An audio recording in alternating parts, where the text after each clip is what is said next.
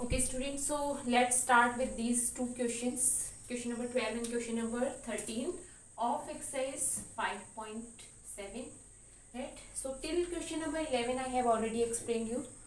So this question number 12 is y equal cos inverse x, right? So we have to find the second order derivative of this function in terms of y, right? तो पहले हम इसका dy upon dx calculate करते हैं, right? तो dy upon dx is equal to what? cos inverse x का formula हमारे पास में क्या होता है students? -1 upon √1 minus x square, right? तो -1 अपॉन √1 माइनस एक्स स्क्वायर मैं डायरेक्टली नहीं लिखती, मैं इसको d upon dx of cos inverse x ये आप लिखेंगे। इसका हमारे पास में -1 अपॉन √1 माइनस एक्स स्क्वायर ये फॉर्मूला होता है, राइट? dy अपॉन dx का। Clear students? अब स्टूडेंट्स हम क्या कर सकते हैं यहाँ पे? तो स्टूडेंट्स अब अगर हम यहाँ पे इसकी वैल्यू पुट करना चाहें तो आपके पास में वैल्यू क्या हो सकती है? -1 अपॉन √1 माइनस एक्स स्क्वायर। इसकी वैल्यू हमारे पास में क्या होगी? देखो यहाँ से अगर हम x की वैल्यू कैलकुलेट करें तो x की जो वैल्यू है वो y इक्वल आपको क्या गिवन है? cos inverse x, right? तो x इक्वल क्या हो जाएगा? cos y हो जाएगा, राइट? ये जब वैल्यू आप यहाँ पे पुट करोगे तो -1 upon √1 minus cos square y आप ये लिख सकते हो, राइट? ये हम क्यों कर रहे हैं स्टूडेंट? क्योंकि हमें ये इसका जो सेकंड ऑर्डर डेरिवेटिव है वो y के टर्म्स में कैलकुलेट करना है। तो -1 अपॉन ये आपके पास में क्या हो जाएगा? साइन स्क्वायर y, और जब रूट से बाहर आएगा तो साइन y आप लिख सकते हो, राइट? तो इसको आप माइनस कोसेक y ये आपके पास में आ जाएगा dy अपॉन dx की value, right?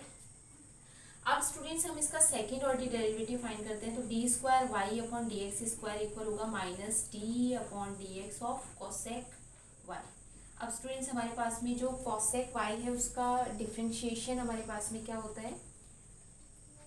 Minus cot x and cot y, sorry cosec x and cot x होता है, राइट? तो इसको मैं क्या लिख सकती हूँ? Cot y. अब आपको यहाँ पे क्या गिवन है स्टूडेंट्स? एक्स के प्लेस पे वाई है यहाँ पे, राइट? तो कॉट वाई कोसेक वाई ये हो जाएगा, और जब आप y का फिर से डिफरेंशिएशन करोगे तो dy अपॉन dx आ जाएगा स्टूडेंट्स, राइट?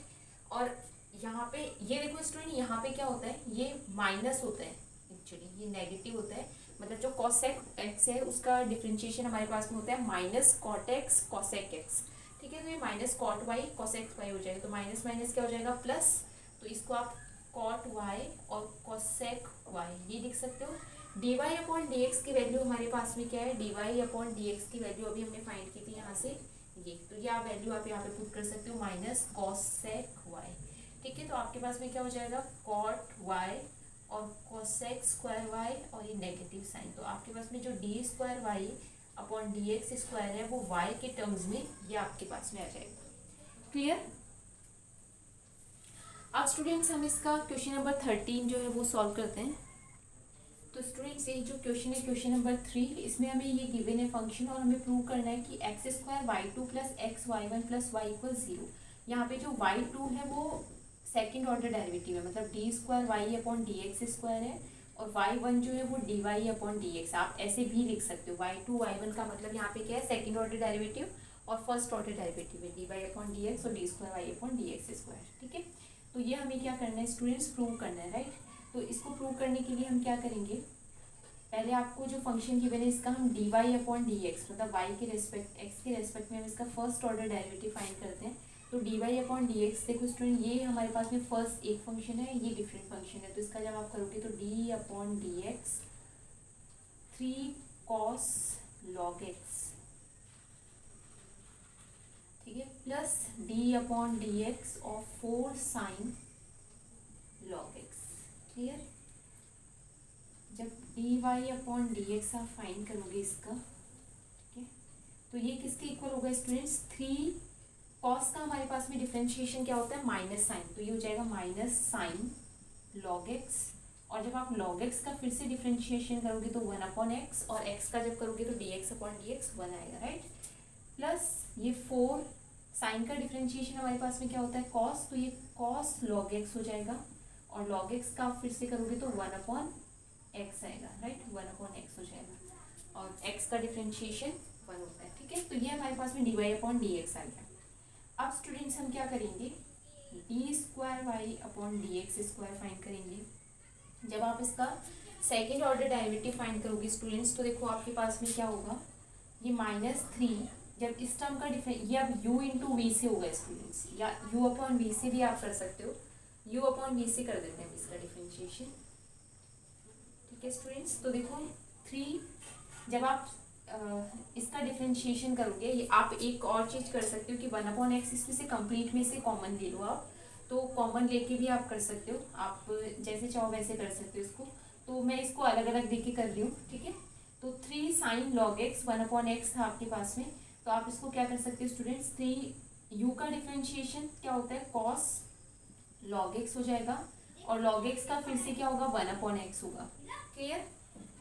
और ये आपके पास में जो सेकंड फंक्शन है वो आपके पास में क्या है, तो ये फंक्शन आपके पास में क्या आएगा, एज इट इज, ठीक है। मतलब ये u का डिफरेंशिएशन और v एज इट इज, ये आपके पास में देखो क्या है, आप इसको ऐसे लिख सकते हो, दिस अपॉन दिस, ऐसे ही आप इसको भी क्या लिख सकते हो, ऐसे। तो ये आपके पास में u/v से हो जाएगा, राइट। तो ये हो गया प्लस माइनस, ठीक है, ये नेगेटिव साइन हम साथ में रखते हैं, माइनस, और इसका डिफरेंशिएशन, और इसको अब आपको क्या लिखना है, एज इट इज लिखना है। ये वाला जो टर्म है 3 sin log x जो है उसको हम एज इट इज लिखते हैं, और x का डिफरेंशिएशन क्या होगा स्टूडेंट्स, 1 होगा, ठीक है। और अपॉन में इसका क्या आएगा स्टूडेंट्स, x², ठीक है। तो ये आपका इसका हो गया, ये x से x कैंसिल हो जाएगा, ठीक है। प्लस आपको इसका करना है, तो 4, जब आप cos का करोगे तो क्या हो जाएगा स्टूडेंट्स, माइनस साइन, ठीक है, यहाँ पे प्लस है, ये माइनस साइन log x, ठीक है, और log x का करोगे तो 1/x, x as it is, minus आपके पास में आएगा यहाँ पे, और फिर आप जब करोगे 4 cos log x as it is आएगा, और x का डिफरेंशिएशन क्या हो जाएगा स्टूडेंट्स, 1 हो जाएगा, और अपॉन में आपके पास में क्या आएगा स्टूडेंट्स, x² आएगा, क्लियर। अब आप क्या कर सकते हो स्टूडेंट्स, यहाँ पे ये जो x² है इसको हम इस तरफ ले लेते हैं, तो ये x² d²y/dx² हो जाएगा, ठीक है।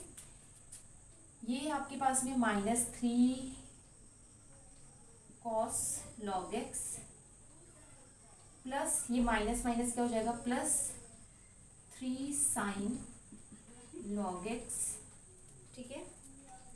और यहाँ से ये x से x कैंसिल हो जाएगा स्टूडेंट्स, ठीक है।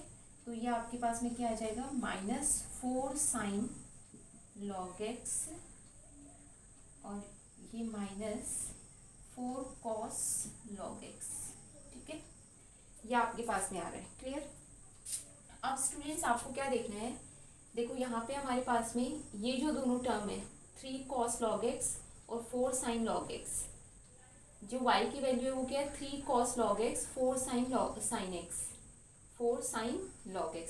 तो ये 3 cos log x और ये वाली जो दोनों टर्म है ये हमारे पास में y की वैल्यू हो जाएगी, मतलब अगर मैं माइनस यहाँ से कॉमन ले लूँ तो 3 cos log x plus 4 sin log x, ये एक टर्म है, ये आपके पास में y की वैल्यू बन जाएगी स्टूडेंट्स, प्लस आपके पास में क्या बन रहा है स्टूडेंट्स, ये जो दोनों टर्म है इन दोनों को जब आप एक साथ लिखोगे तो 3 sin log x -4 cos log x, ठीक है। अब स्टूडेंट्स देखो यहाँ पे x² d²y/dx², ये हमारे पास में साथ में चल रहा है, इक्वल, ये आपके पास में माइनस, ये आपके पास में किसकी वैल्यू है, y की वैल्यू, तो इसको मैं क्या लिख सकती हूँ, 3 - y लिख सकती हूँ, क्लियर। यहाँ पे स्टूडेंट्स आप क्या कर सकते हो, ये देखो यहाँ पे dy/dx की वैल्यू आपके पास में क्या आ रही है, ये -3 sin log x plus 4 cos log x, ठीक है, ये वैल्यू आ रही है। बस यहाँ पे क्या आ रहा है, अपॉन में x भी आ रहा है, तो अगर ये तो यहाँ से x एलसीएम लेके अगर हम ये यहाँ ले लें, ठीक है, तो आपके पास में क्या हो जाएगा स्टूडेंट्स, ये जो वैल्यू है ये वैल्यू किसकी हो जाएगी आपके पास में स्टूडेंट्स, प्लस x dy/dx की वैल्यू हो जाएगी आपके पास में, ये आपके पास में किसकी वैल्यू हो जाएगी, माइनस भी आएगा यहाँ पे, क्योंकि ये आपके पास में देखो स्टूडेंट्स क्या आ रहा है, 3 sin log x -4 cos log x, यहाँ से मैं आपको एक बार वैल्यू निकाल के बता देती हूँ ताकि आपको कंफ्यूजन ना हो। यहाँ से ये x जो है आप इस तरफ लोगे तो ये आपके पास में क्या हो जाएगा, x dy/dx, ये इक्वल हो जाएगा माइनस, अगर मैं कॉमन ले लूँ तो ये 3 sin log x -4 cos log x, ठीक है। तो ये हमारे पास में स्टूडेंट्स वैल्यू आ रही है। तो इसके प्लेस पे मैं क्या लिख सकती हूँ, ये माइनस साइन भी अगर हम माइनस से मल्टीप्लाई कर दे दोनों तरफ तो इसकी वैल्यू क्या हो जाएगी, minus x d y upon d x. जो वैल्यू हम इसके प्लेस पे पुट कर देंगे तो हमारे पास में x d y upon d x आ जाएगा स्टूडेंट्स। ठीक है, तो इसको अगर हम इस तरफ ले लें तो ये x square d square y upon d x square plus x d y upon d x plus y, ये आपके पास में स्टूडेंट्स जो हमें प्रूव करना है वो टर्म आ जाएगी। क्लियर?